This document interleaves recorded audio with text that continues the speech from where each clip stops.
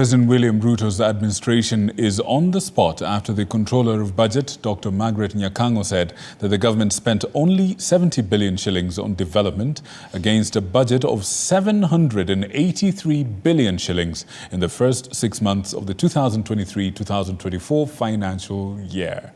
The paltry amount is in stark contrast with recurrent expenditure for the same period, which amounted to 561 billion shillings. And as Apollo Kamau reports, the Controller of Budget's implementation report also shows high spending on state travel, mocking President William Ruto's travel ban.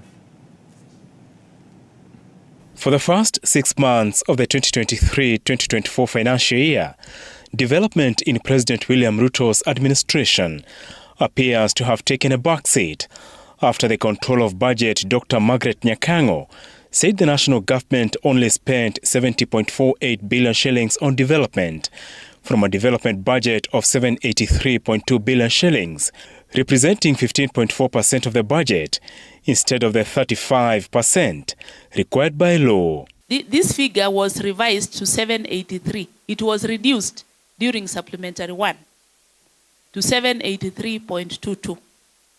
So the 70.41 is a proportion of the 783.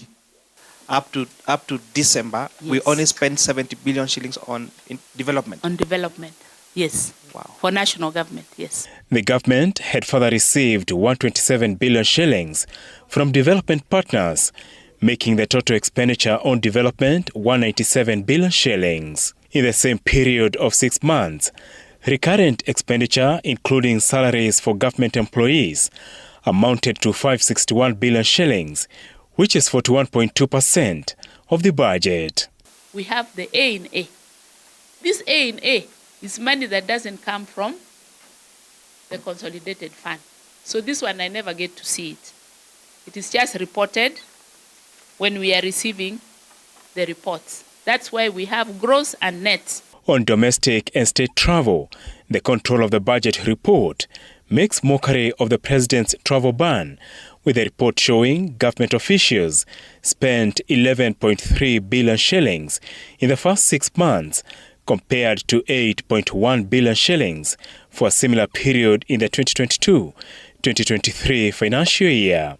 The government spent 7.6 billion shillings on domestic travel and 3.7 billion shillings on foreign travel. The Control of Budget report comes at a time Parliament has proposed increasing spending limits in the budget policy statement, awarding themselves 2 billion shillings more from what the Treasury had proposed, bringing the proposed amount to 43.6 billion shillings.